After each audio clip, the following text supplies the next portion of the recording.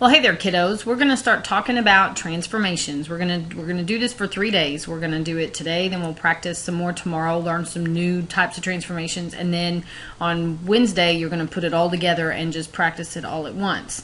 This is your first video. This is Transformations Part 1. And so the thing that you need to know is that when we are learning about transformations, the rules that we're getting ready to discuss apply to every single parent function. So it doesn't matter if it's the square root function, the cubic function, absolute value function, these rules always apply.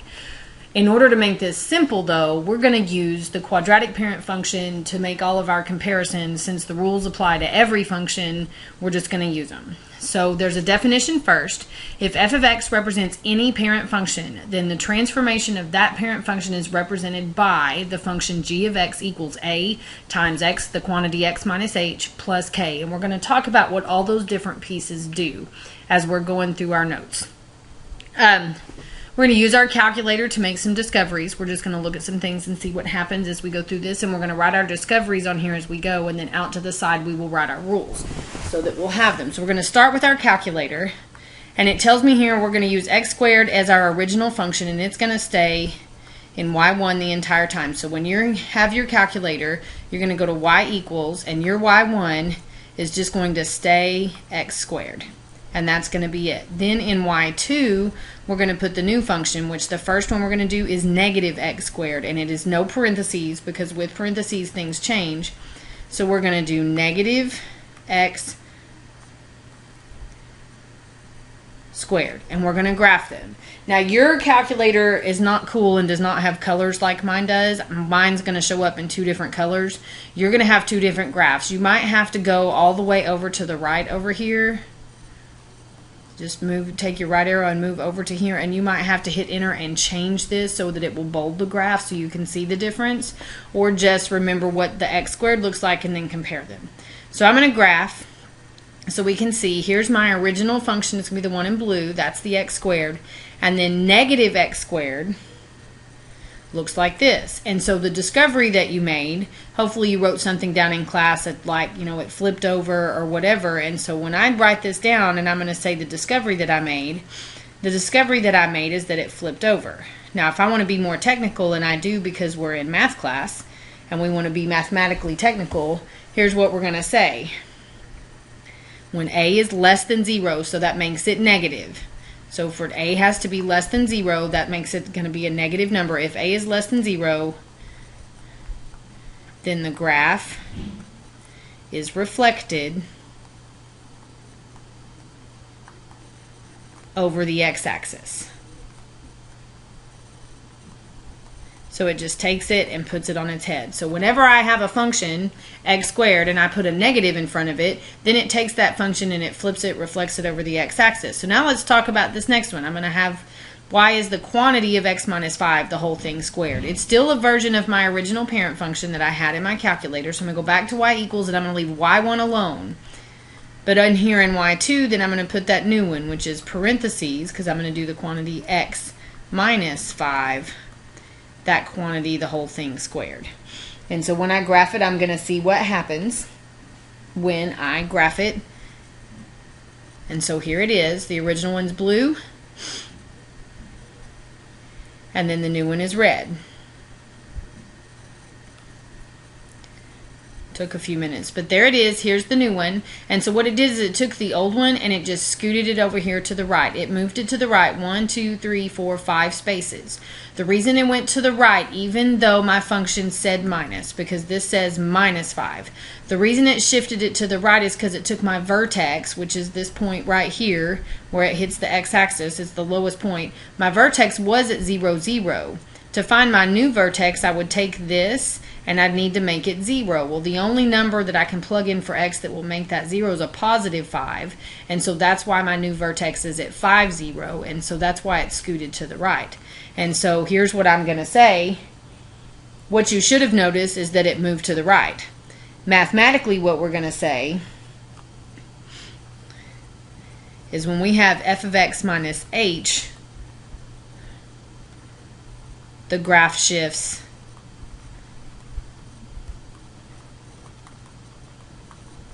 to the right. Now if I do the same thing and instead of minus h, I make it a plus h, so I'm going to have x plus 5, that quantity squared, I'm going to do the same thing. So I'm going to go down here, and I'm going to go to y2, and I don't have to redo the whole function. I'm just going to arrow over to that minus sign, and I'm going to make it a plus sign.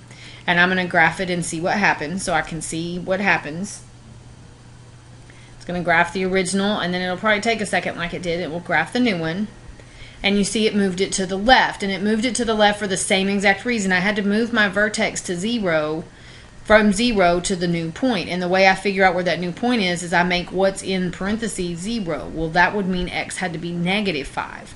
So that puts my vertex at negative 5, and so that's why it moves to the left, because it's got to scoop my vertex that way to make it work so that that's a 0. And so whenever I have f of x plus h, then the graph shifts to the left. And so it's the opposite of what you would think. You see a positive and you want to move it. You see a plus sign and you want to move it to the right. But in order to make the vertex work, to make this 0, I had to put in a negative number, which moves it to the left. And the same thing, the minus sign doesn't move it left, it moves it right. You just have to remember to do the opposite of what it says. And so now let's do the next couple. So now I have x squared plus 5. It is no longer a quantity. It is just the value x squared plus 5. So you'll go back to your y equals, leave that y1 alone. We're going to clear this function out, and we're going to do x squared, then the plus 5. No more parentheses, no more everything together. And we're going to graph those two functions and see what happens. Parent function. And then there's the new function. So what happened is this blue parabola, my original x squared, got moved up 5 units because I added 5. And so if I'm just going to add 5 and there's no plus, it's not the plus h. All I did was move it up. So now I have a k. So now if I have f of x plus k, then the graph is shifted up. And the number of units it moves up is whatever I am adding.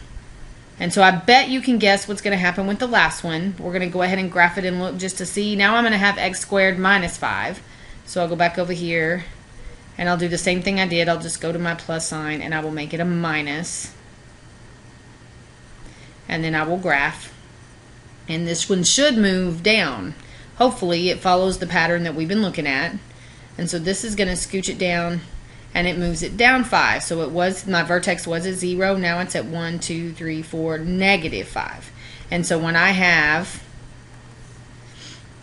f of x minus k, then the graph shifts down. So if it's a quantity, it's going to move left and right. If it's just your function plus or minus a number, then it's going to move up and down, and those are the things that you needed to see. So now let's practice this just a little bit. Okay, we're going to graph two things at once. First thing we're going to do is we're going to determine what the parent function is. Then we're going to graph that parent function with one color, and then we're going to decide what kind of transformation is happening, left, right, up, down, reflection, and then we'll make the new graph and we'll do it in a different color, just like what my calculator did. So the first one, I have y equals x plus 5. Well, the parent function for this is just y equals x.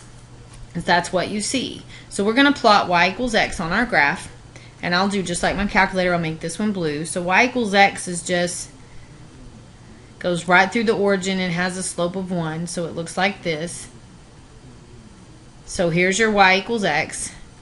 And then y equals x plus 5, since this is what I'm seeing is f of x plus k, because I took my function x plus k, that's going to be a shift up and down. So this is going to move this up 5.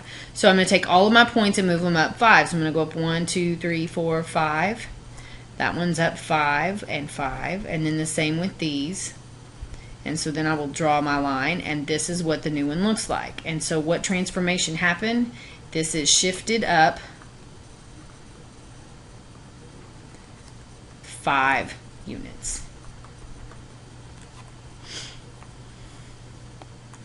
So the next one, y equals x squared minus 6. The parent function of that is just going to be y equals x squared. And we sort of know what the parent function looks like. It's a parabola. And if you don't remember what it looks like, you can do this. You can go to your calculator, and you see in y equals, we have x squared as that first graph. We can clear out the second one, and then you can go second graph, and you can look at the table, and it will give you points you can plot to make your graph. And so you see -2 and 4, -1 and 1. And so you can go look at those points, so you can plot them for your graph. So I have -2, 4, -1, 1, 0, 0, and then it's symmetrical on the other side.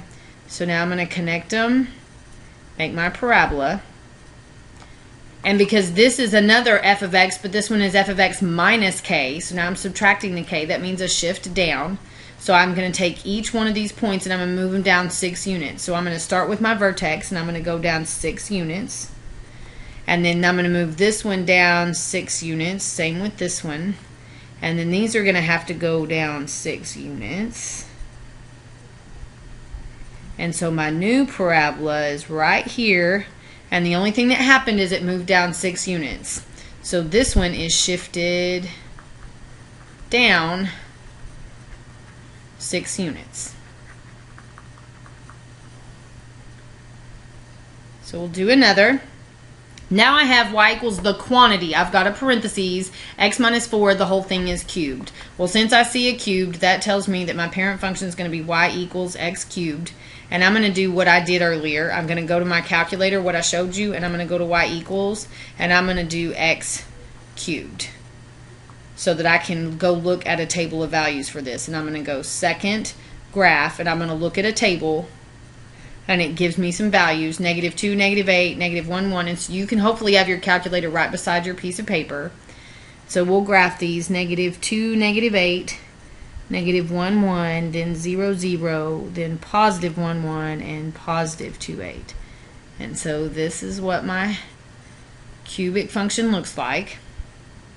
And this time it's a quantity. I have parentheses, so the whole thing is taken to the cubic power, which means that it's going to be a shift left or right. Because it says -4, it's going to shift to the right, because it does the opposite of what we want, and it's going to shift to the right 4. So I'm going to take the points that I plotted, and I'm just going to move them over 4 spaces. So this one's going to go over 1, 2, 3, 4.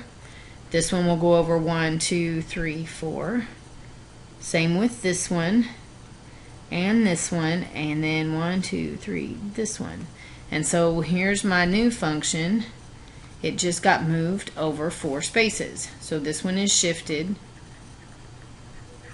right 4 units.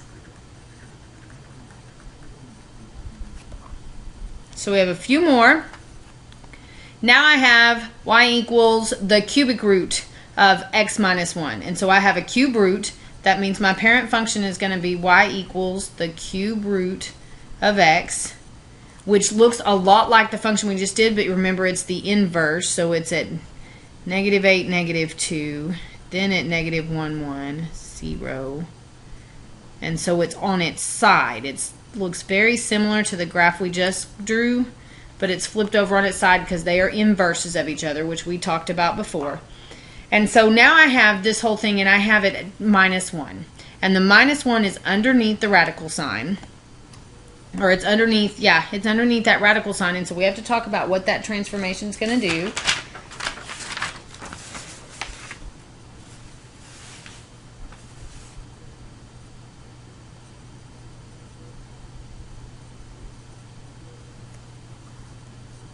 And so what it should do, because this whole quantity is under my cubic, it's not in parentheses, although we could put it that way. That -1 is not sticking out all by itself. It is all together under the radical, which means that I'm just going to take all of these points and move them to the right 1 space. So this one is here, this one is here, this one's here, this one's here, and this one is here. And so they're very, very close to each other because I just moved it to the right 1 space, but that's what happened. It took my entire thing and shifted it to the right 1 unit. So this one is now shifted to the right 1 unit. And the reason it was to the right and not down, sorry, is because this is all under the radical. If it were written as the cube root of x and then a -1 just out to the side, not under the radical, then it would have been moved down. So let's look at our next one. I have y equals the absolute value of x minus 3. Well, the parent function clearly is going to be the absolute value of x, which is that nifty little v. And so it looks like this. It's very symmetrical, and so it goes just like this. So there's your absolute value parent function. And then I have the absolute value, and then I'm subtracting 3 from the absolute value. It's not a quantity. It's not all together. It's just stuck out there to the side. So that's like having a minus k. So I'm going to move this down 3 spaces. I'm going to move down every point down 3 spaces.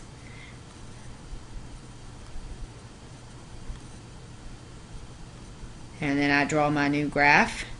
And so it just took the whole thing and shifted it down 3 units.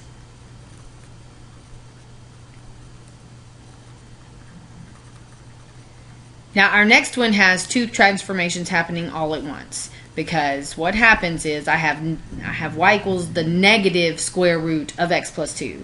X plus 2 is a quantity under the radical altogether, and so that tells me that the plus 2 is going to shift it to the left, and this negative outside tells me that it's going to be reflected.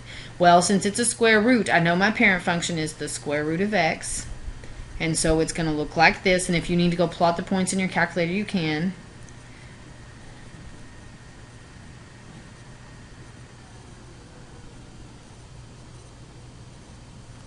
And so this is your square root function. And then this negative is going to reflect it, so it's going to put it down here. And then this plus 2 is going to move it all to the left, 2. So I'm going to take each point, I'm going to move it down 1, and then to the left 1, 2. I'm going to take this one, I'm going to go down 1, and to the left 1, 2. And then I'm going to move this one. I apologize. It's reflected across. It's not down 1. Let's start that one over. It is reflected, so it's going to be flipped over, but if I reflect 0 across the x-axis, it stays in this place. Now if I reflect this across the x-axis, it's 1 space away, so it ends up here, and then it's over 2. And then this one gets reflected 2 on the other side, so 1, 2, and then it's over 2. I meant to move this one over 2. And then this one gets reflected 3, 1, 2, 3, and then over 2. And so this one, it didn't get reflected, but it does get scooted over 2, and so it starts over here at negative 2 and goes like this. And so that's our new one. And so it has two transformations. It is reflected over the x-axis, as tomorrow we'll talk about reflected over the y-axis, and it is shifted left 2 units. And so I reflected it, then moved it to the left, and then I connected my points and it made it. So let's do a couple of word problems and then we'll call it a day. So the graph of the quadratic parent function is shifted 3 units to the right and 2 units up. We need the new equation. Well, I know that it's going to have to start with x squared. So I have y equals, and I know there's an x squared in there somewhere. Now, in order to make it go to the right, it means I need a quantity. And to go to the right, it has to be a subtraction. So I'm going to have x minus that 3. That's what will make it go right. And that whole thing is squared to make it quadratic. And then to make it go up 2 units, then I add 2 to the rest of that. So this made it go right 3. This made it go up 2. Let's do the next one. So the graph of y equals the absolute value of x plus 1 minus 4 is reflected across the x-axis. It should not say y-axis. It should say x-axis. You haven't learned y-axis yet. It's reflected across the x-axis and then translated 6 units to the right. We want an equation to represent the translated graph. So we're going to start with y equals. Now to reflect it across the x-axis, I have to put a negative in front. To make it go to the right, that means I have to subtract 6 units from whatever I have with my x. Well, I had a plus 1, but I have to subtract 6 from that because I'm moving it from plus 1 over 6 spaces. That gives me a minus 5. So this is going to be x minus 5, and then it's not going up or down, so the minus 4 stays the same. But this became minus 5 because I had to take 6 away from where I already was. It was already 1 unit to the right. To make it, my bad, it was already at plus 1. To make it move to the right, I have to take away 5. And so I had to take away the 6, and it gave me minus 5. This is what will make it scoot 6 units to the right. Now this last question, you have 2 tables, and we have to determine the parent function first of all from the table number 1, and then I have to look at the table number 2. So this is number 1, this is number 2, and I have to decide what transformation happened. So looking at this table, I'm going to think about all the parent functions I know and see if I can find a relationship. Another way to do this is you can plot these points and then you can look at it. But this one's pretty much, it's pretty straightforward. If I look 0, 0, 1, 1, 4, 2, 9, 3, 16, and 4. Well, if I think about the functions I know, it's not absolute value because I don't have any negatives and they're not the same numbers. It's not squared because 4 squared is not 2. But I can go the other way. The square root of 4 is 2. The square root of 1 is 1. Square root of 9 is 3. So this is going to be the square root function. So my parent function is the square root of x. Now I have to go over here and look to see what's happening. So look at your x values first of all, 0, 1 through 16. These are exactly the same. So nothing's happened to my x values. However, my y values changed. I went from 0 to 3, so I added 3. Okay, I went from 1 to 4, well that also added 3. Then I went from 2 to 5, which is still plus 3, 3 to 6, and 4 to 7. So what I did to all of my y values was I added 3, which means that I took all of my y values and moved them 3 spaces. Well, if you think about a graph, y is vertical. To move 3 spaces, I have to go up. So I took my function and I shifted it up 3 units because I made all of my y values 3 more than they were before. And every single one was plus 3. Nothing else weird happened. So my transformed equation is y equals the square root of x plus 3 out to the side. So that is transformations part 1. If you don't, you can come back and watch the video. Hopefully this helps. And I will see y'all tomorrow in class. We'll do transformations day 2.